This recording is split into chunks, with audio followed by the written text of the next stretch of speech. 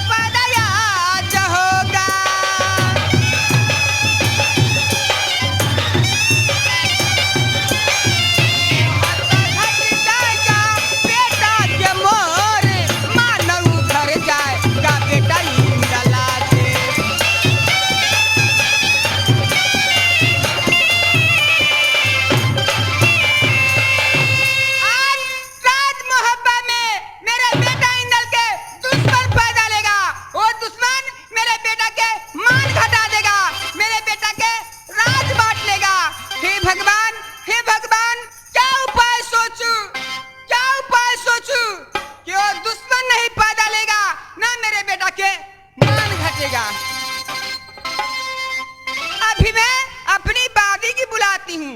ये कहाँ गई बादी में त्रिनय नगढ़वाली, ये आओ मेरी बादी सोना महलो में आओ मेरी बादी सोना की भवन।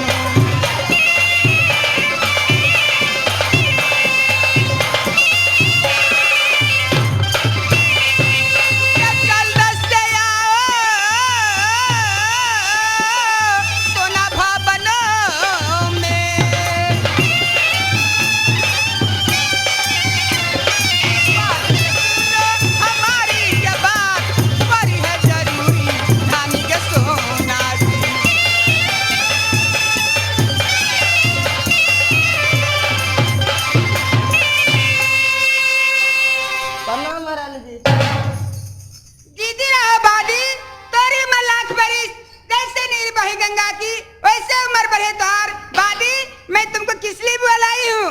बोलेगी महाराज जी क्यों बुलाई है?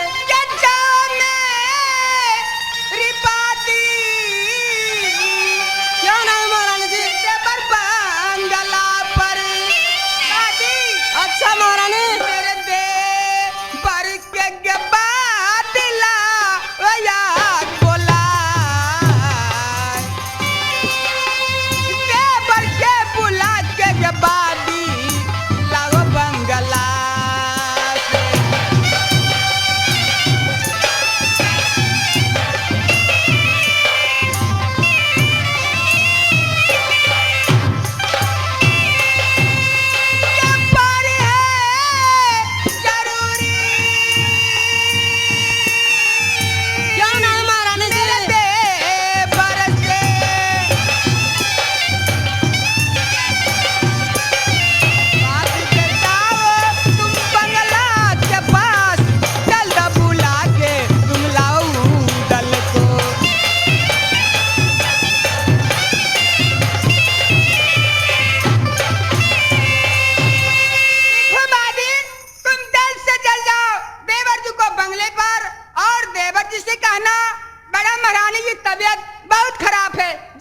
ठीक है महारानी जी।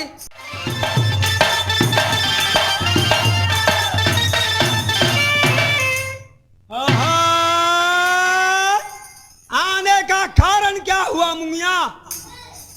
महाराज सोनम महारानी ने आपको याद किया। क्या मेरी बड़ी भाभी जी मुझे याद किया है महल में? तुम आगे बढ़ेगी, मैं आ रहा हूँ, आ रहा हूँ।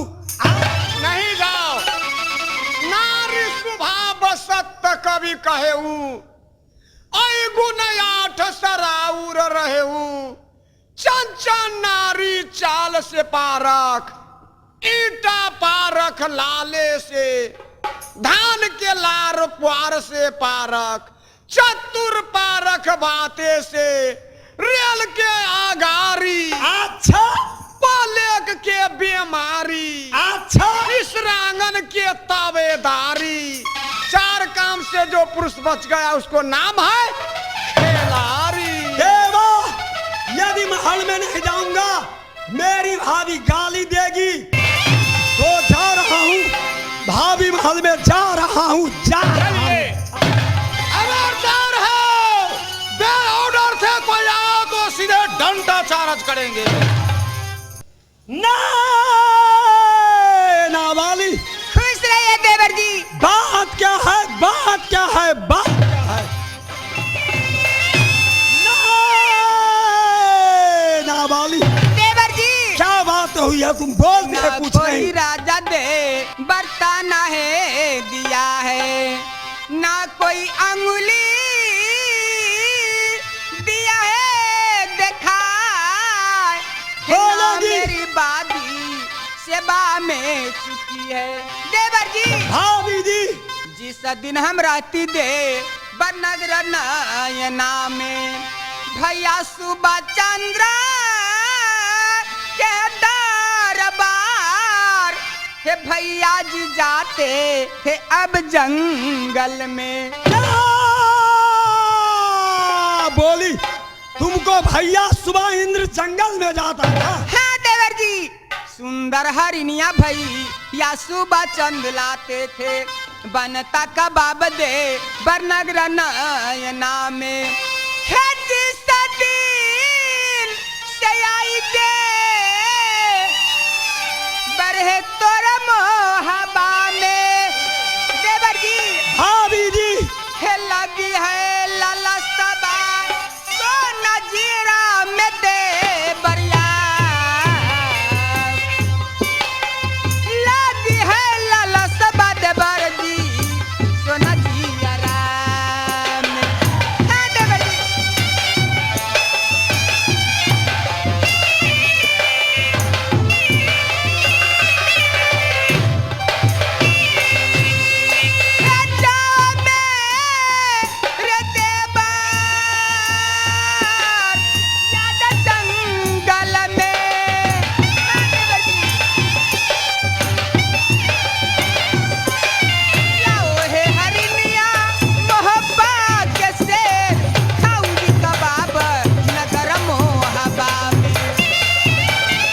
भाभी जी। देवर जी, जल्द से जल्द जाइए ना, मेरे दिल में लालसा लगी है, मैं कबाब खाऊंगी। बंदूक लाओ, बंदूक लाओ भाभी जी। देवर होता ऐसा, देवर होता ऐसा, हे भगवान, देवर होता ऐसा। नैना वाली, कहिए ना। साथ साथ मेरी ब्याही नारी की जो बदन में है खुद तुम जानती होगी। हाँ हाँ देवर जी, मोरंग वाली की बदन में मैं अच्छी तरह से जानती हूँ। आप उसको विषय से चिंता नहीं कीजिएगा, क्योंकि मोरंग वाली की अपना जान से बढ़ करके मानती हूँ, आत्मा से बढ़ करके मानती हूँ। मुझ पर विश्वास है कि नहीं, भरोसा है कि नहीं? विश्वास है, भरोसा है। जैसे रामायण में गोस्वामी तुलसीदास जी लिखते नहीं हैं जाओ शिकार खेलने के लिए। कि मन बिनु निज निजा लबिनु मीना, मम जीवन है तुम ही अधीना। सही बात। दोस्तों, सब सर्प के पास मणि नहीं होता है, ये गहुमन के पास होता है। जब वो मणि निकल जाता है, बेचारा सर्प तरफ तरफ कर मर जाता है। जल से मछली निकल जाती है, बेचारी मछली तरफ तरफ कर मर जाती है। क्यों नहीं? नैना वाली देवर जी। हे मजीबना दुल्हन दुल्हन को दिया है सबके भूलेगा उदल ब्याही न भूलेगा।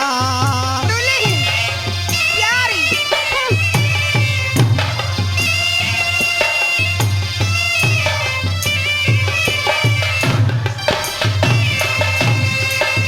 भैया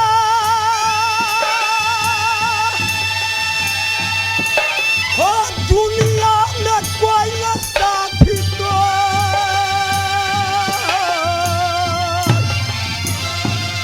हो धर्मराज घर के एक ब्याही नारी साथी। ब्याही नारी, अरे बाप रे बाप, बहुत प्यार से बोलते हैं ब्याही नारी।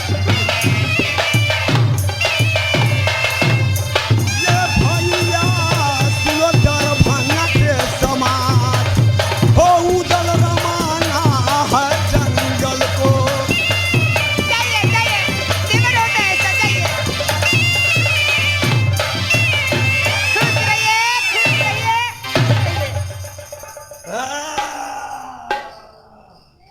नैना वाली, हाँ देवर जी, मोरंग वाली के विषय में तू सही ढंग से जानती है। हाँ, मोरंग वाली के बदन में है, मैं अच्छी तरह से जानती हूँ। आप उसको विषय से चिंता नहीं कीजिएगा, क्योंकि मैं मोरंग वाली के जान से बढ़कर के मानती हूँ, आत्मा से बढ़कर के मानती हूँ। मुझे विश्वास है कि नहीं, भरोसा है कि नहीं? तुम्हारी पर विश्वास, मेरा आत्मा पर विश्वास नहीं है।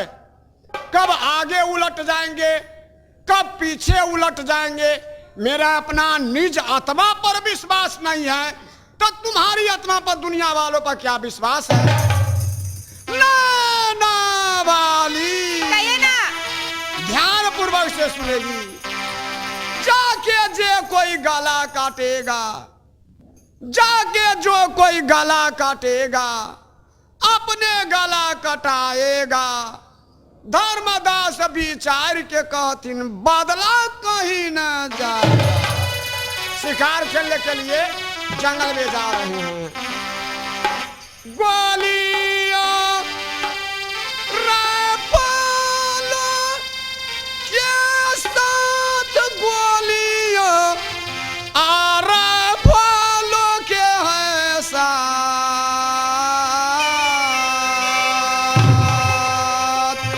देवाया रामाना घोर जंगल के।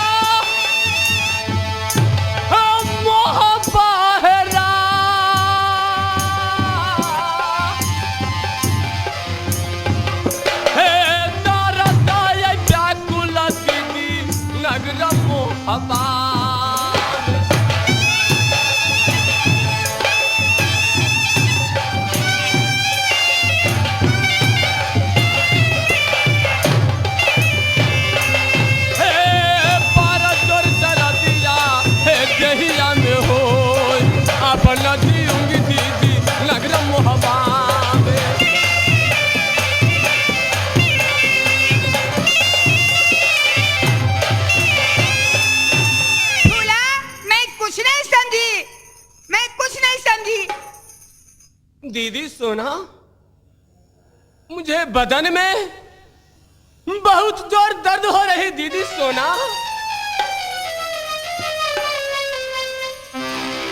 हे डगरी मंगा वहाँ मर्जी दी अब मोहबा का ढरा।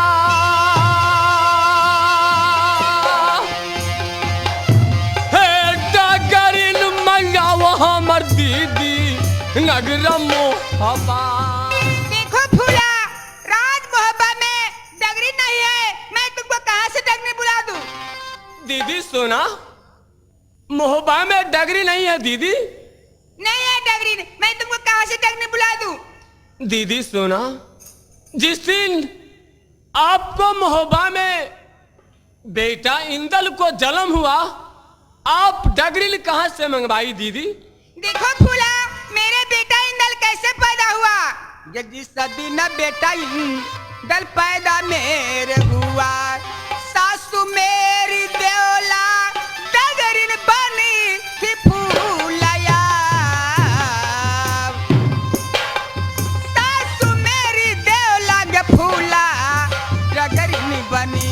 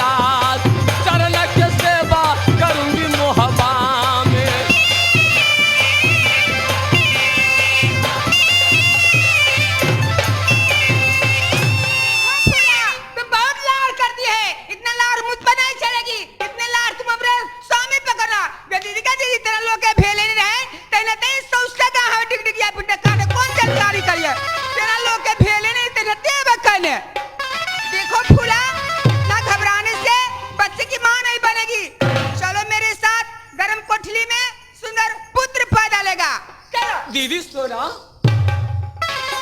आज आप जो कहेगी मैं आपको बात करूंगी दीदी। तुम मुझे जल्द जान बचा दो दीदी। पूरा का जानकारी करे। चलो मेरे साथ, चलो, चलो मेरे साथ। चलो।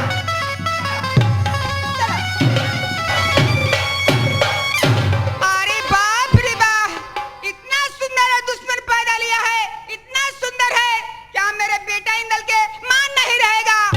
मेरे बेटा को राज मोहब्बत बांट लेगा।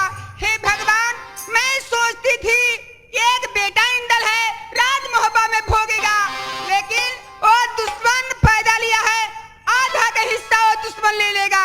हे भगवान, हे भगवान, क्या उपाय सोचूं, क्या उपाय सोचूं? ये दुश्मन मर जाएगा, मेरे बेटा इंदल के राज बच जाएगा।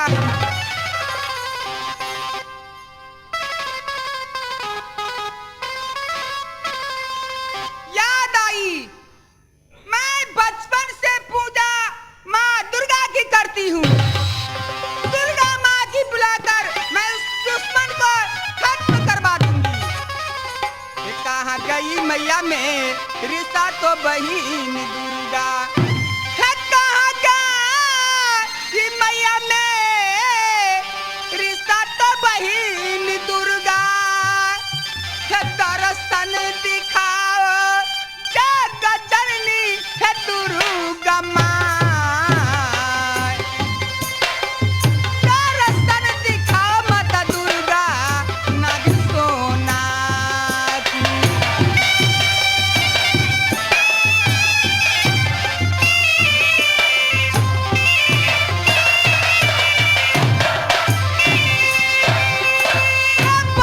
बचपन से पूजा मैया तुमको किया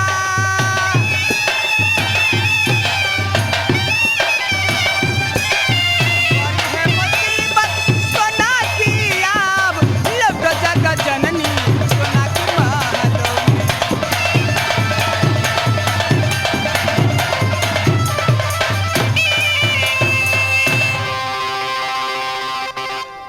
आज क्या बात है, क्या लेकिन है कि बेटी सोना दुर्गा को याद की है। खैर ठीक है बेटी, मैं आ रही हूँ, तुम चिंता मत करेगी बेटी, मैं अभी आ रही हूँ बेटी। प्रणाम माँ दुर्गे। हाँ बेटी, देखो बेटी, किस लिए तुम माँ को याद करती है बेटी? माँ दुर्गे, मैं तुमको बचपन से पूजा करती हूँ, है ना माँ? हाँ हाँ बेटी, ये कुशला सुनाएगी बेटी मोहब्बा में यार, ये कुशला सुनाएगी बेटी मैया दुर्गा की। धन है माँ दुर्गे, धन है माँ।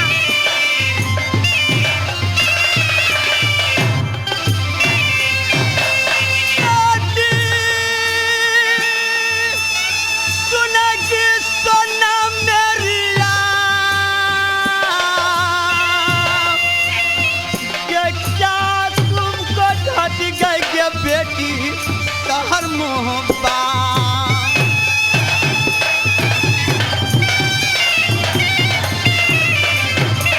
चलो सुनाएगी मोहब्बा में यार, ये किस लिए याद करती मैया की।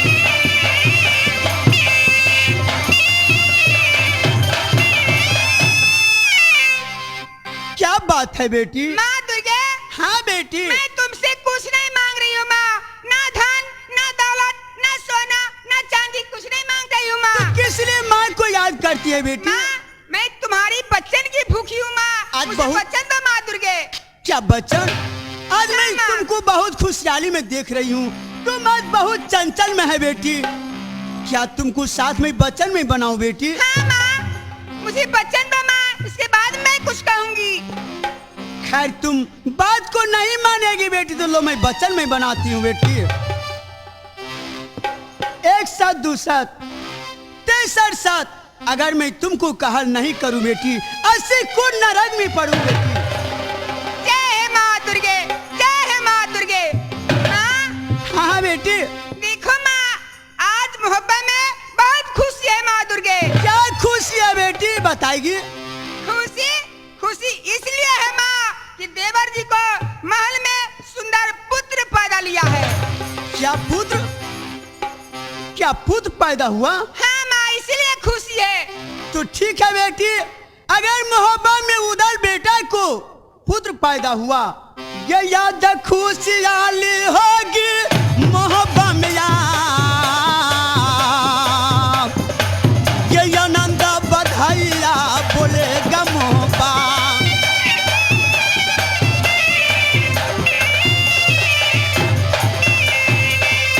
ये याद खुशियाँ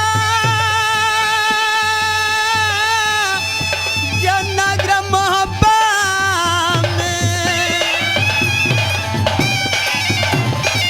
बेटी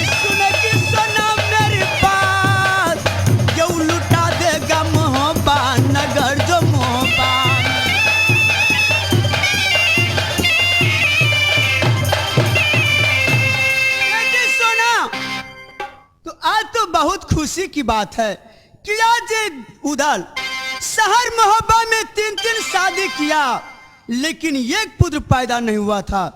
आज ये क्या, आज ये फूला की कोख से एक लौता बेटा पैदा हुआ।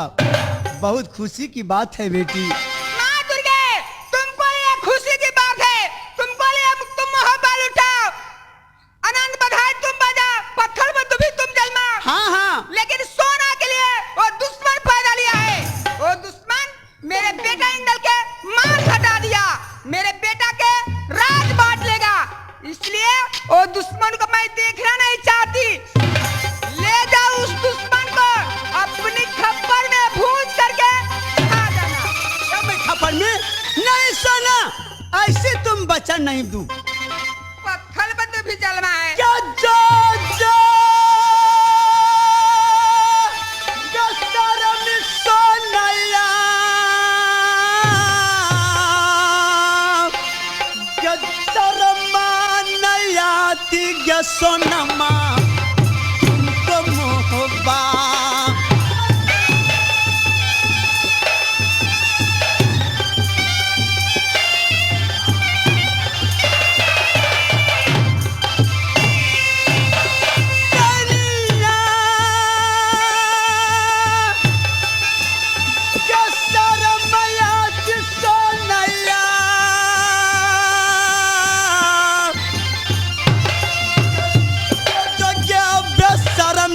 सोना नयना बाल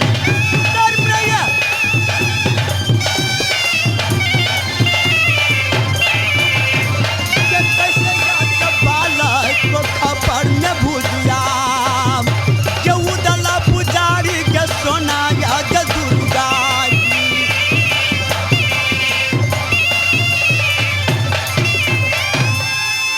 सोना शर्म नहीं आती है तुमको? उस बालक को कैसे मैं खपर में भूज करके खा लूं? जाओ। क्या तुम नहीं उस दुश्मन को खप्पर में भूज कर खाएगी? कभी नहीं मैं खा सकती हूँ, कभी नहीं, कभी नहीं, कभी नहीं। सुन लो माँ, तुम सोना की साथ में बचन बनाई है, आज बचन देकर पीछे लौटती है, मैं सारा दुनिया में ढिढोरा पिटवा दूंगी। दुर्गा माँ में सच नहीं है, बचन देकर पीछे लौट जाती है। तुमको कोई नहीं पूजा देगा माँ, कोई नहीं पूजा देगा। पत्थर पर तो भी जलमा है, खुशी की बात है, मोहब्बा लुटाएगा। खैर ठीक है सोना, तुमको साथ ये माँ दुर्गा ने बचन बनाई है। अगर तुमको विचार है कि उस बालक को मैं खपर में भूज करके खा लूं तो ठीक है, तुम जाओ वहां सोरे घर से बालक को उठा करके लाओ, मुझे गोद में दे दो। ठीक है, उस बालक को मैं भूज करके मैं खा जाऊंगी बेटी। ऐसे ही कहा कि मैं सोरी घर में नहीं जाऊंगी, तुम इसी जगह रहा, मैं अभी उस दुश्मन को लेकर के आ रही। तुम जा सकती है बेटी, जा सोना, तुम ये ठीक काम नहीं करती है, अच्छा तुम नहीं करती है सोना। जा डाइन जो जो ये बेशरमी सोना नैना बालिया, जो जो बेशरमी नयना बाली।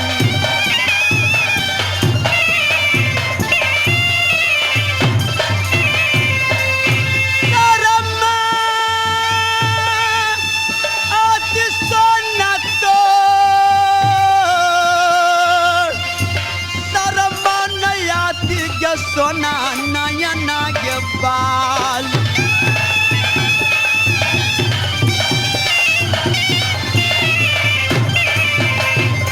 ये मरने न दूंगी ये बालक को, यार मरने न दूंगी उस बालक को।